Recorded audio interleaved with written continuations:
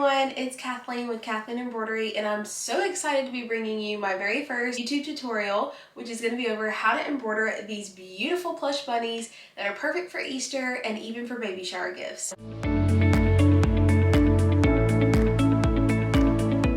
The first thing that we're going to get started on is talking about all the materials you're going to need for this project. The most important thing is that you're going to need some hoops that are compatible with your embroidery machine. This is a project that is easy to do on a single needle machine, but today I'm going to be using my multi-needle and the Durkee Easy Frames. I'll still show you how to hoop the stabilizer on a single needle machine though. And in case you're wondering, I'm going to be working on a Brother PR 680W 6 needle machine. Next up is that you're going to need sticky stabilizer and water soluble topper. Alternatively though, you can use a tearaway with a spray adhesive and some extra little pins, and that'll work as well. I just like the extra support the sticky stabilizer has. Next up, you're going to need some scissors, one to cut the stabilizer, and then I also use these little ones to help get out the stabilizer and the water soluble topper at the very end, and a seam ripper can be useful for that as well. Next up, you're going to want some type of tape measure so that you know how long the name can be on it. In addition to doing that, I like to print out all my designs to go on the bunnies so that I know exact placement for it.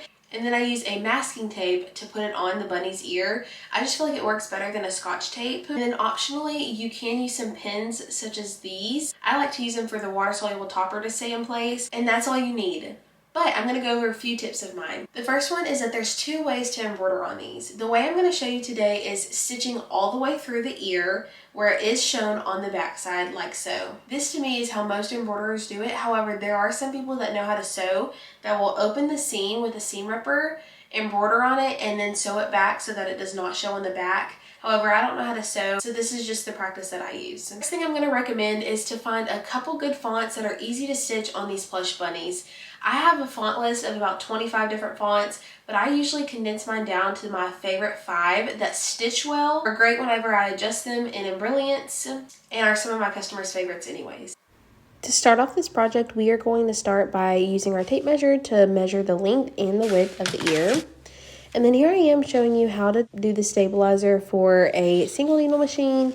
This is me just cutting the sticky stabilizer and placing it into the hoop. This method is called floating, which is a technique where you only hoop the stabilizer and then you place whatever you want to embroider on top of it without actually hooping the item itself.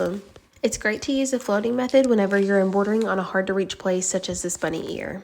And if I were to be using a flatbed machine, this is when I would apply the water soluble topper and then it would be ready to load on the machine.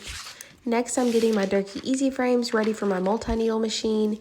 These are such great frames to use for any hard to reach places. I highly recommend if you have a multi-needle. Next, we're hopping over to Brilliance, which is a software that I use. And as you can see, I'm kind of stretching out the font, which is not ideal for a lot of embroidery font. This is why I chose the 5 fonts that I had to offer to my customers. I did go over to the stitch tab and adjust the satin and the comp, which made the stitches thicker so it'll stitch better on the Easter bunny. I then adjusted some of the letters so that it would look better. And when I was happy with it, I went ahead and printed off the name. It gives me a crosshair on it, which makes it super easy whenever I'm lining it up on my multi-needle machine. From here, I cut out the design and then I taped it on the bunny's ear where I thought the placement was good at. Now it's finally the fun part of actually getting it on the machine to stitch out. First, I put on the hoop and then I added the tubular hoop support from Mighty Hoops. This just keeps the bunny from falling off the hoop and just making it a little bit more secure. If you don't have this, that's totally okay. You can hold it, you can prop up a chair, you can do anything that just supports the bunny. As you can see here, I'm just lining up the name with the crosshair, just making sure everything looks perfect before taking it off. And then I'm applying my water soluble topper on top.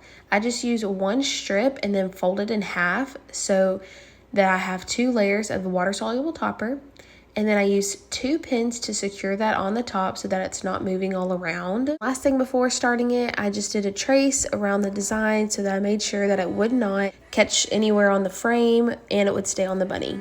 And it's finally go time. This stitch out took about 13 minutes because I made it so much denser than it normally is since I stretched out the font. And the color of the thread turned out so beautiful on this green bunny. I used an olive green thread from Sim Thread and it just turned out stunning on it. Now that it's finally finished stitching out, I took it off of the machine, and what I like to do before taking it off the hoop is to clip all the loose ends on the back.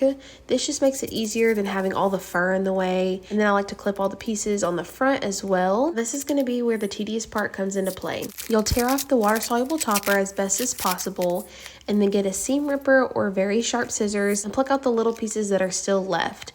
These are going to be in the little holes of the A, the E, a P, all that stuff. And you see here, I'm clipping off the hair on the E because it came through a little more than I would have liked. So just to make it a little more appealing, I clipped that.